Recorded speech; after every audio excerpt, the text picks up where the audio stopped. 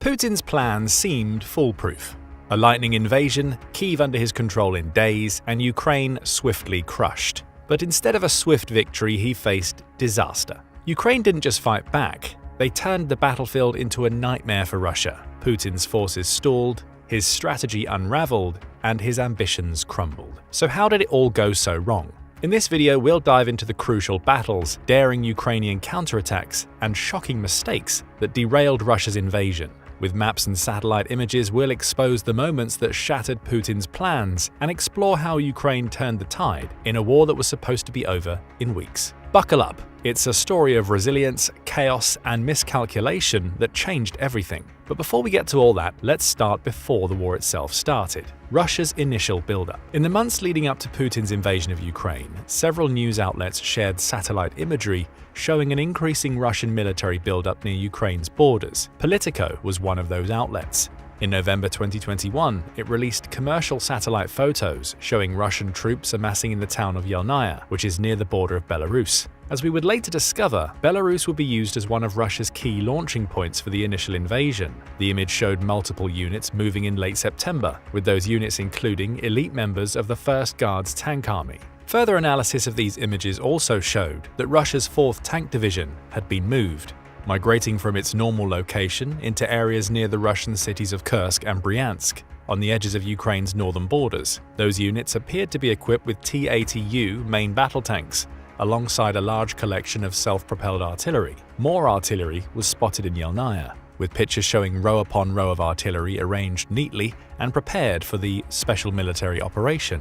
Yelnaya would quickly emerge as a key location in this initial buildup. High-resolution satellite images also showed troop tents springing up, signifying that Russia was turning the location into an administrative area from which it could conduct the initial invasion. It would be several more months before Putin launched his special military operation. In the time between Politico releasing its photos and February 24, 2022, several other outlets would also release satellite imagery showing the Russian buildup. Just 20 days before the war began, CNN published before and after shots of several key locations. In Novorossiysk, Crimea, images captured on February 1st showed masses of tents being erected in fields that had been bare just 6 months before. The Opuk training area in Crimea saw a similar military buildup. A previously barren region with no buildings or tents in sight in November 2021 was suddenly awash in a sea of military tents. Further afield, a training camp in Pogonovo also saw increased activity, with the handful of tents seen in satellite images captured in November 2021 being supplemented by more tents, artillery, and tanks mere months later. And again, Yelnaya came to the fore.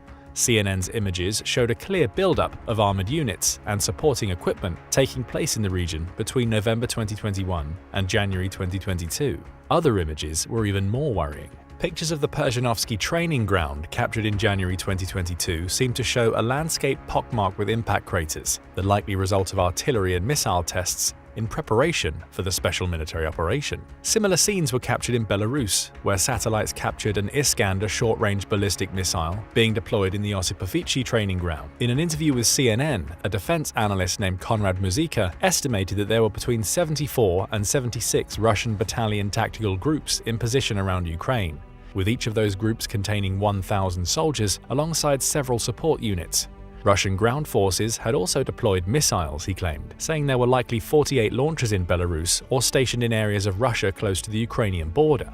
Al Jazeera also began reporting on the military buildup. Just 3 days before Putin launched his operation, it released a satellite image showing an armored battalion heading south from the Soloti military base. The images showed that most of the troops and equipment stationed there had departed by February 13, 2022, all moving to new positions along Ukraine's border to help with the coming invasion. Back to CNN, which published a map showing that Ukraine was now surrounded on 3 sides. To the north lay new units deployed to Brest, Baranovichi, Lesnovka, Yelnaya, Klimovo, and Rachista, with many of those new units coming equipped with tanks, artillery, and armored vehicles. It was a similar story to the east. New units had appeared in Postoyalia, Dvory, and Pogonovo, apparently to supplement the permanent military bases Russia had already established in Volgograd, Soloti, and Rostov-on-Don. Moving south and into Crimea, new units were also being deployed in Novorossiysk, as mentioned earlier, and Bakhchisarai. The warning signs were all there. A clear Russian plan had been forming in the months leading to the invasion. From at least November 2021 and likely before, the satellite imagery showed Russian troops moving to new locations and converting previously empty locations into administrative or storage locations. All of this was being done to surround Ukraine. With around a dozen notable troop buildups spread across the border Russia shared with Ukraine, it aimed to invade from multiple positions, allowing it to overwhelm Ukraine's initial defenses before fighting into Ukraine. It was a good plan, and for a few weeks it looked like it was going to work. The BBC maintains a live tracker in which it shares maps demonstrating how territory had been gained and lost over the course of the Ukraine war. The month between February and March 2022 saw Russia make some impressive gains. It entered Ukraine from three sides, rapidly taking over Sumy, Kharkiv, Mariupol and Kherson. It also managed to gain limited control over areas just outside of Kyiv, leading many to think that it would only be a matter of time until it pushed into the city, took it, and then took Ukraine. Its strategy seemed sound too. In addition to surrounding Ukraine with soldiers, Russia had put intelligence operatives on the ground and sent in many of its best troops. It aimed to secure key government areas while cutting off Ukraine's ability to counter the initial offensive by taking out some of its airports. This plan culminated in the capture of Antonov Airport, which is in the town of Hostomel and just over 6 miles away from the city of Kyiv. Then it all started to go downhill for Putin. The Battle of Antonov Airport represented both the closest that Putin got to achieving his objective of taking Kyiv and a key turning point that showed him that his special military operation wasn't going to be the quick smash and grab he thought it would be. Though much of the rest of the world had ignored his months of military buildup outside Ukraine, perhaps naively thinking that Putin wouldn't actually invade another country, Ukraine had been paying attention. Yes, its military wasn't as strong as Russia's. It certainly had fewer men and the bulk of its equipment was Soviet-era and very well known to the forces that would be invading, but it wasn't going to go down without a fight.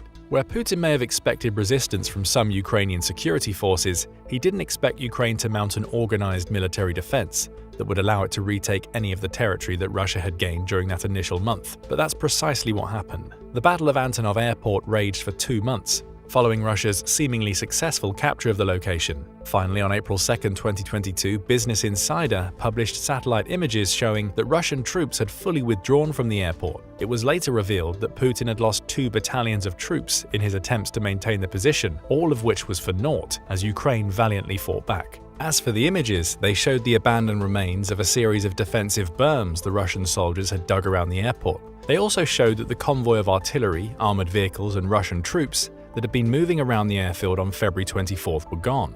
Antonov Airport was back in Ukrainian hands, and Putin would soon find out that he faced a much bigger threat than he'd anticipated from Ukraine.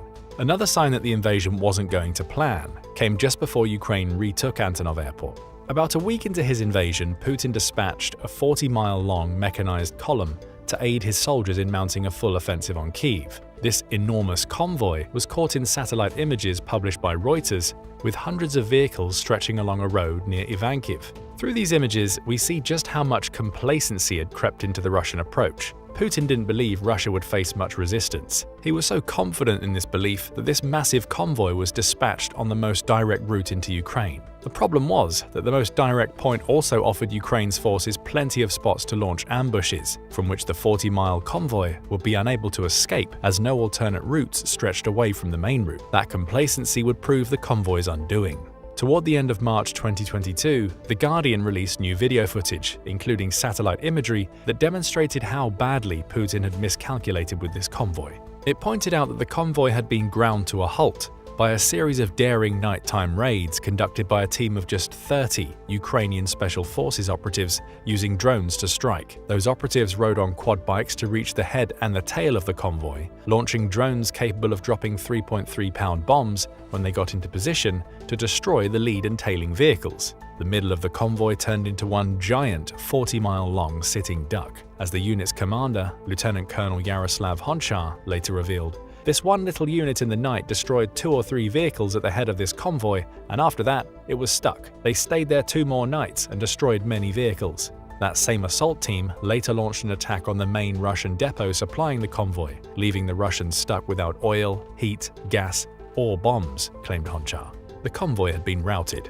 And with it, the final nail was pounded into Putin's smash-and-grab approach.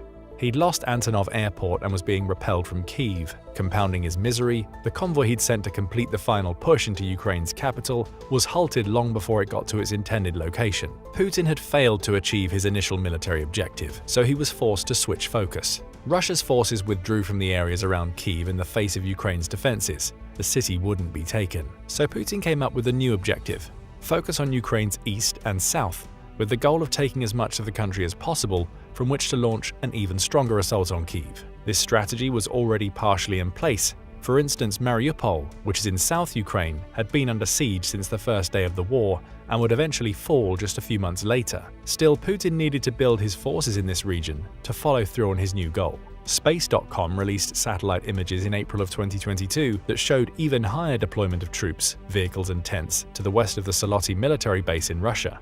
Those newly deployed troops would very soon find their way into Ukraine, launching a renewed offensive that aimed to take territory to the east and south. We fast forward to May 2022 and the Battle of Bakhmut. The city, which sits around 13 miles from Luhansk, was a clear target for Russia's forces once the front lines of the war were established following the failure of Russia's initial attempts to take Kyiv.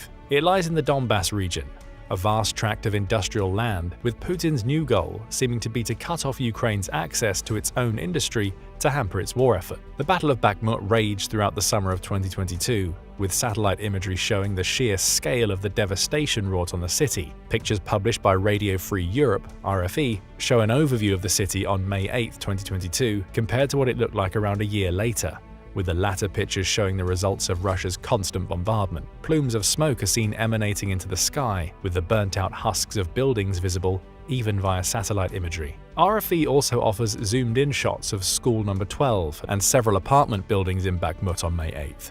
By May 15, 2023, those buildings along with the plant life that surrounded them are completely destroyed, showing a smoking wreckage of a once thriving city. Other images show the Bakhmut theater lying in ruins, another victim of Russia's shelling and bombing campaigns, along with the destroyed remains of university buildings and a radio tower that used to be in the city. The images alone seem to paint a picture of a clear Russian victory. Bakhmut is obliterated, with its buildings being literal shells of their former selves. This view is further supported by the fact that Russia eventually came out on top. The problem? It took an entire year for Russia to claim near total control of Bakhmut, meaning fighting went on until May 20, 2023. Russian losses were extensive. The head of the Russian private army Wagner says that his forces lost around 20,000 soldiers attempting to secure Bakhmut, with the final tally, when accounting for the Russian military, landing somewhere closer to 100,000. The Battle of Bakhmut had been one of attrition, with Putin's strategy of taking cities via shock and awe once again failing to produce results. The scenes in the city were described as being akin to the fighting that took place during World War I, with Putin being reduced to simply throw more and more resources at Bakhmut until it finally broke. Russia experienced heavy casualties. Worse yet for Putin, Bakhmut became something of a symbol for Ukraine. The fact that it had taken Russia an entire year to finally take the city created a sort of psychological symbolism through which Ukraine proved that it could hold Russia at bay for extended periods while costing Putin enormous amounts of manpower and equipment. And as Ukraine held Russia in place, it was taking advantage of Operation Interflex, a British-led program that ultimately trained 40,000 Ukrainian military personnel. The Battle of Bakhmut is not the only battle that steeled Ukraine's resolve in the early months of the war. Earlier, we mentioned that Russia had managed to take Mariupol during the early months. Like with Bakhmut, satellite imagery shows the sheer scale of the destruction caused by Russian bombing and shelling. The Guardian published images in April 2023, one of which shows a before and after of Mariupol town center lying in ruins. Homes had become uninhabitable, and key routes into the city were closed off during the fighting. Then there are the images of Mariupol's drama theater.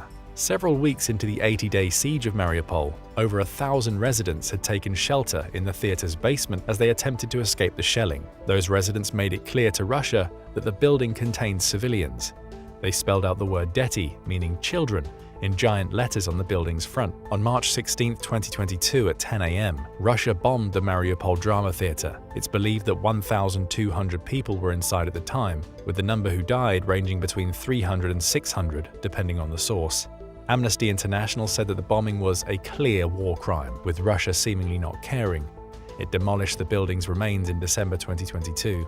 Again, The Guardian reveals satellite images of the theater. In 2021, it lay at the heart of Mariupol, an impressive building surrounded by lush green trees. Just 2 years later, it was yet another husk, with most of the trees gone and the building itself no longer in sight. Perhaps you're wondering how this event showcases Putin's strategic failures. The siege of Mariupol, like the Battle of Bakhmut, likewise became symbolic. The fact that it took Russia more than 80 days to take the city when it was at the height of its powers in the early days of the war steeled Ukrainian resolve. It also painted Russia as the clear villain. Bombing a theater containing children likely helped many of Ukraine's future partners decide to supply more weaponry. So Mariupol represented another tactical misstep for Putin. Not only should his forces have never needed to spend over 80 days taking a city, remember this was still in the period where he was trying to smash and grab, but he destroyed any credibility he had in the international community in the process. We then move on to the liberation of Kharkiv. Russia had taken this major Ukrainian city within a month of the war starting,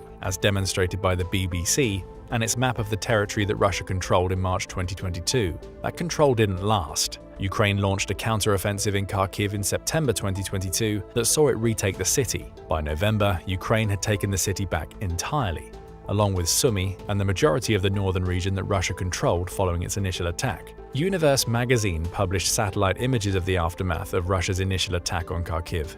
Interestingly, those photographs show a Kharkiv that, while clearly damaged by missile strikes, hasn't been decimated to the same extent as Bakhmut and Mariupol. The city's regional state administration building in Freedom Square is destroyed, though the buildings around it are still standing.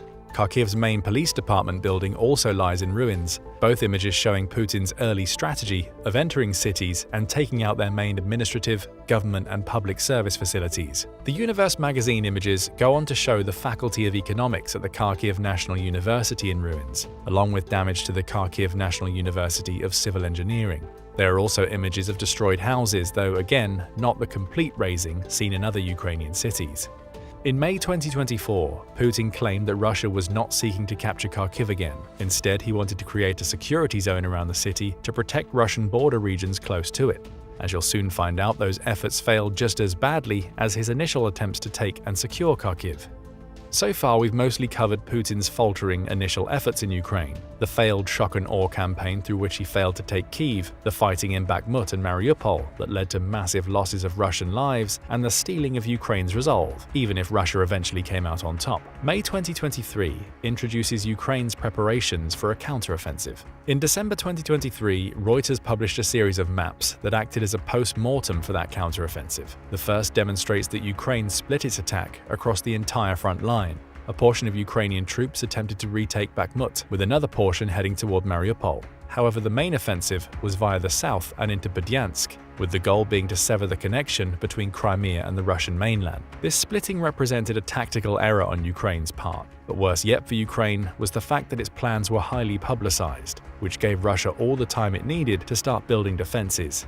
Satellite images published by the BBC in May 2023 show that these defenses started going up as early as March 2023. One image of Crimea's west coast shows the building of a bunker, dragon's teeth blocks of concrete lining the beach, and a trench network reminiscent of World War I. Images captured of Tokmak show Russia forming two lines of defense ahead of the town, both containing trenches through which Ukraine would be forced to break. Artillery positions, more dragon's teeth, and an anti-tank ditch are seen in other satellite images, such as those on the E105 highway and images from Mariupol. Giving Russia time to form those defenses would ultimately prove costly to Ukraine. Coming back to the Reuters maps, it's clear that the Ukrainian counteroffensive, which lasted for around 6 months, was unsuccessful. The final map from the article shows that Ukraine only managed to advance around 4.6 miles during the offensive, with further gains being made impossible by Russia's layered fortification lines, landmines, and drone surveillance. For the first time in the Ukraine war, Putin had a tactical victory he could claim. Ukraine had been repelled, and Russia was able to keep its territory to the south as well as Bakhmut, while also maintaining its Crimean supply lines. Russia may have been on the back foot, a situation it never believed it would be in at the beginning of the war, but Putin's joy would be short-lived. If a full counteroffensive couldn't cut off the Crimean link, Ukraine would take another approach. That approach would be twofold, damaging the Kerch Strait bridge that links Crimea to the Ukrainian mainland and taking out as much of Russia's dreaded Black Sea fleet as possible. In August 2023, Newsweek published satellite images showing the results of one of several attacks on the Kerch Strait bridge. The images show damage caused to part of the bridge's stretch of railway in July 2023, the result of a pair of early morning explosions that were likely caused by drone attacks. The images also show part of the bridge's structure being destroyed, as well as the shifting of one part by about 3.2 feet. Such attacks on the Kerch Bridge wouldn't put it completely out of commission. The bridge features a form of compartmentalized construction that enables destroyed parts to be rebuilt fairly quickly. However, the bridge could be made less useful through constant attacks that would force costly repairs and lead Russia to believing that using the bridge was far more effort than it was worth. That's precisely what the attacks showcased in these satellite images achieved. Russia stopped trying to use the Kerch Strait Bridge to supply troops on the front lines by May 2024. One route out of Crimea was now cut off, representing another strategic failure for Putin, given that he was relying on that annexed territory to keep his soldiers supplied. But Ukraine wasn't done. In addition to taking out the Kerch Strait Bridge, it switched its focus to Russian ships in the Black Sea, both during and following its failed counteroffensive.